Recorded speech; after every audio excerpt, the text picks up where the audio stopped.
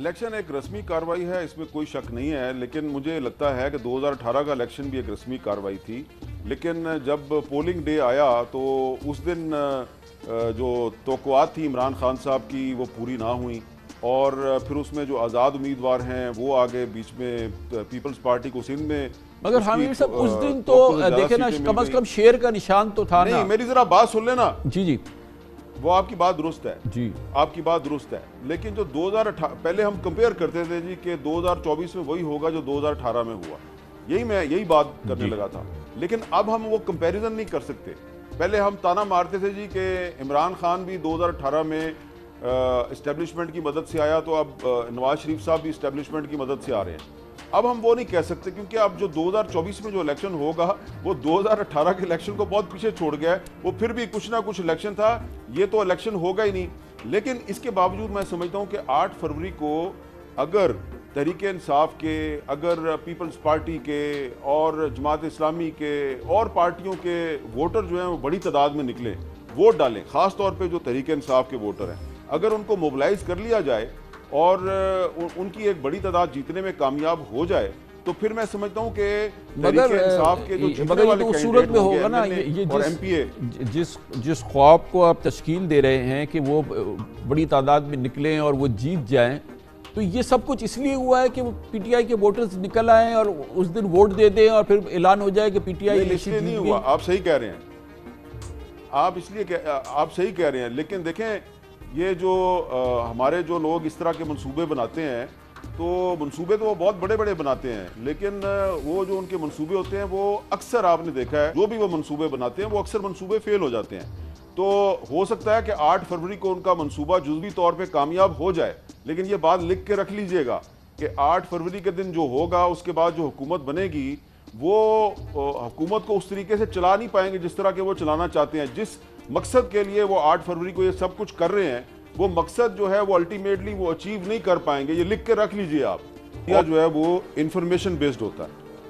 अब जब आपके या मेरे प्रोग्राम में फैसल वाडा साहब बार बार ये कह रहे हैं कि बैलेट पेपर पे बल्ले का निशान नहीं होगा, मुझे इमरान खान इलेक्शन में नज़र नहीं आ रहा, और वो रिपीट करते जा रहे हैं, तो आप भी उनको जानते हैं, मैं भी उनको जानता हूँ, तो मुझे भी पता है वो किस किस को मिलते हैं, आपको भी पता है वो किस किस को मिलते हैं। तो मैंने जब उन्होंने ये तवातर से बात कहनी शुरू की, मैंने अपने तौर पे भी पता करना शुरू किया। मैंने गौहर खान साहब से, अली जफ़र साहब से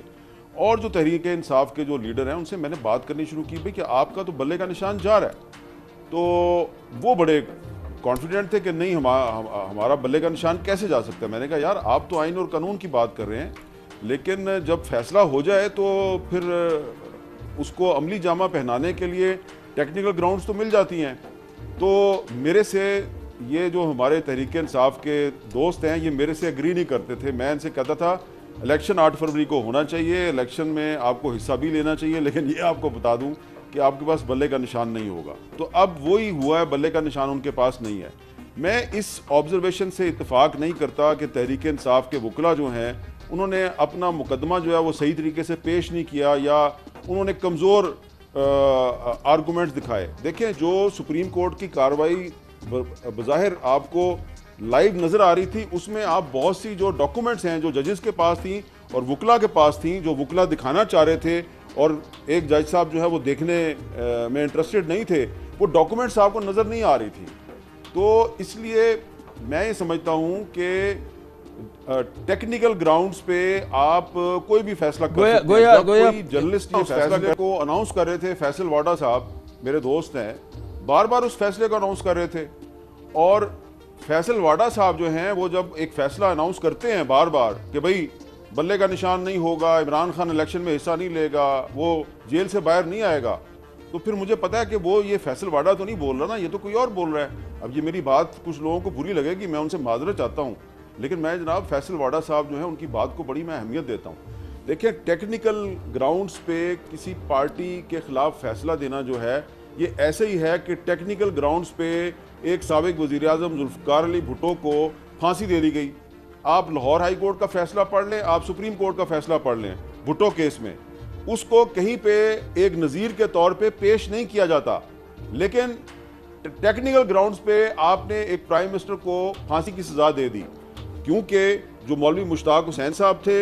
हाई कोर्ट में और फिर ऊपर जो अनवारुल हक साहब थे, उन्होंने पहले से फैसला किया हुआ था। तो जब जज फैसला कर लें कि उन्होंने एक ख़ास फैसला सुनाना है तो टेक्निकल ग्राउंड्स वो ढूंढ लेते हैं। जिस तरह के मैं अपनी मिसाल पेश कर देता हूँ, आपकी नहीं करता। अगर मैंने बतौर जर्नलिस्ट ये फैसला कर लिया कि आज मैंने इंटरव्यू करना है इमरान खान का या नवाज शरीफ का, या मैंने आज इंटरव्यू करना है मौलाना फजलुर रहमान का, और मैंने अपने इस इंटरव्यू में इनको नॉकआउट कर देना है, मैंने इनके बखिए उधेड़ देने, मैंने इनके चीथड़े उड़ा देने, तो मैं ये कर दूंगा। और वो मैं ऐसे सवालात करूंगा, उनको फ्रेम इस तरह करूंगा, उनकी बात भी सुनूंगा, काउंटर क्वेश्चन इस तरह के करूंगा, उनको बोलने नहीं दूंगा, तो मैं अपना टारगेट अचीव कर लूंगा। लेकिन अगर मैं ये समझूं कि मुझे अपनी जो प्रोफेशनल जो मुझे मेरी अखलाकियात हैं, जो मेरी प्रोफेशनल रेड लाइन है, उसको क्रॉस नहीं करना और उनको भी सुनना है और एक दुश्मन के तौर पे उनको ट्रीट नहीं करना, तो फिर मैं उनके साथ फेयर रहूँगा। तो इस तरह ये पहली दफ़ा तो नहीं हुआ, ये पाकिस्तान में हमारी जो सुप्रीम कोर्ट है ये कई दफ़ा कर चुकी है। 18 का इलेक्शन भी एक रस्मी कार्रवाई थी, लेकिन जब पोलिंग डे आया तो उस दिन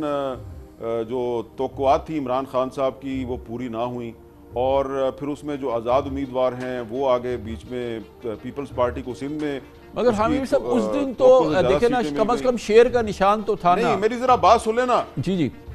वो आपकी बात दुरुस्त है जी, आपकी बात दुरुस्त है, लेकिन जो 2018 पहले हम कंपेयर करते थे जी कि 2024 में वही होगा जो 2018 में हुआ, यही बात करने लगा था। लेकिन अब हम वो कंपैरिजन नहीं कर सकते। पहले हम ताना मारते थे जी कि इमरान खान भी 2018 में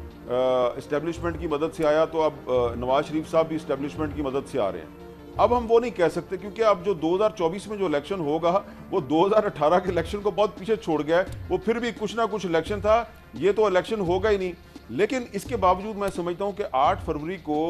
अगर तहरीक-ए-इंसाफ के, अगर पीपल्स पार्टी के और जमात इस्लामी के और पार्टियों के वोटर जो हैं वो बड़ी तादाद में निकले, वोट डालें, ख़ास तौर पे जो तहरीक-ए-इंसाफ के वोटर हैं, अगर उनको मोबिलाइज कर लिया जाए और उनकी एक बड़ी तादाद जीतने में कामयाब हो जाए, तो फिर मैं समझता हूँ कि तहरीक-ए-इंसाफ के जो जीतने वाले तो सूरत में होगा ना, ये जिस ख्वाब को आप तश्कील दे रहे हैं कि वो बड़ी तादाद में निकलें और वो जीत जाएं, तो ये सब कुछ इसलिए हुआ है कि पीटीआई के वोटर्स निकल आए और उस दिन वोट दे दें और फिर ऐलान हो जाए कि पीटीआई इलेक्शन जीत नहीं हुआ। आप सही कह रहे हैं, आप सही कह रहे हैं, लेकिन देखें ये जो हमारे जो लोग इस तरह के मंसूबे बनाते हैं, तो मंसूबे तो वो बहुत बड़े बड़े बनाते हैं, लेकिन वो जो उनके मंसूबे होते हैं वो अक्सर आपने देखा है, जो भी वो मंसूबे बनाते हैं वो अक्सर मंसूबे फेल हो जाते हैं। तो हो सकता है कि 8 फरवरी को उनका मंसूबा जुज़वी तौर पे कामयाब हो जाए, लेकिन ये बात लिख के रख लीजिएगा कि 8 फरवरी के दिन जो होगा उसके बाद जो हुकूमत बनेगी वो हुकूमत को उस तरीके से चला नहीं पाएंगे जिस तरह के वो चलाना चाहते हैं। जिस मकसद के लिए वो 8 फरवरी को ये सब कुछ कर रहे हैं, वो मकसद जो है वो अल्टीमेटली वो अचीव नहीं कर पाएंगे, ये लिख के रख लीजिए आप। और जो इल्ज़ामात हैं वो बहुत संगीन नौयत के थे, और ये जो 2 जज साहबान हैं, ये आज जो आपको सुप्रीम कोर्ट में जो पोलराइजेशन और ग्रुपिंग नज़र आ रही है, जजेस के दरमियान जो कशीदगी नज़र आ रही है, उसमें इन 2 जज साहबान का बड़ा किरदार था। मुज़ाहिर नकवी साहब जब लाहौर हाई कोर्ट में थे तो वहाँ से उन्होंने ये काम शुरू किया था, और एजाजुल हसन साहब थे सुप्रीम कोर्ट में पिछले कई साल से, वो यहाँ बैठ के यही काम कर रहे थे। और जब इमरान खान के दौर में काजी फायजी साहब पे रेफरेंस फाइल किया गया था, तो उस रेफरेंस में भी ये जज साहबान और इनके कुछ दीगर साथी जज साहबान थे, उनका जो किरदार था, उसकी वजह से आज काजी फायजी साहब पर यह इल्ज़ाम लगाया जाता है कि आप इंतकाम की सियासत कर रहे हैं या आप एक पार्टी से इंतकाम ले रहे हैं। मेरी ये तवक्को थी कि काजी फायजी साहब जो हैं वो चीफ जस्टिस बनने के बाद ये जो ग्रुपिंग है इसको ख़त्म करेंगे, और मुझे ये तवक्को भी थी कि कम से कम तहरीक-ए-इंसाफ के ख़िलाफ़ कोई अगर बहुत ही क्रिटिकल किस्म का केस आएगा तो काजी फायजी साहब उस बेंच में नहीं बैठेंगे, क्योंकि ये रवायत मैंने देखी है कि माजी में ऐसा होता रहा है, और वो नहीं बैठेंगे। काश के वो इस बेंच में भी ना बैठते, 3 मेंबर बेंच में, लेकिन वो बैठ गए। तो लेकिन मुझे तवक्को थी कि शायद वो ऐसा कोई काम नहीं करेंगे कि लोग ये कहें, सिर्फ लोग नहीं, आज तो लाहौर हाई कोर्ट बार की जो सेक्रेटरी जनरल हैं उन्होंने भी कह दिया है, और बहुत से लीगल एक्सपर्ट्स कह रहे हैं कि काजी फायजी साहब का जो फैसला है ये गैर आइनी है, और ये कुछ आप कह रहे हैं कि जी टेक्निकल ग्राउंड्स पे बिल्कुल दुरुस्त फैसला है, मैं इससे इत्तफाक नहीं करता। बहुत से जो आइनी माहिरीन है वो कहते हैं कि नहीं, ये एक आइनी लिहाज से भी बड़ा कमज़ोर फैसला है। तो ये जो सारी सुप्रीम कोर्ट में एक ग्रुपिंग पैदा हुई है पोलराइजेशन पैदा हुई है, इसमें एजाजुल एहसन साहब का और मुजाहिर नकवी साहब का भी किरदार था। और अगर वो चले गए तो उन्होंने बहुत अच्छा किया है कि उन्होंने अपनी इज्जत बचाई है। लेकिन मुझे ये लग रहा है कि ये जो बात निकली है तो दूर तलक जाएगी, अभी सिलसिला खत्म नहीं हुआ, ये सिलसिला अभी जारी रहेगा।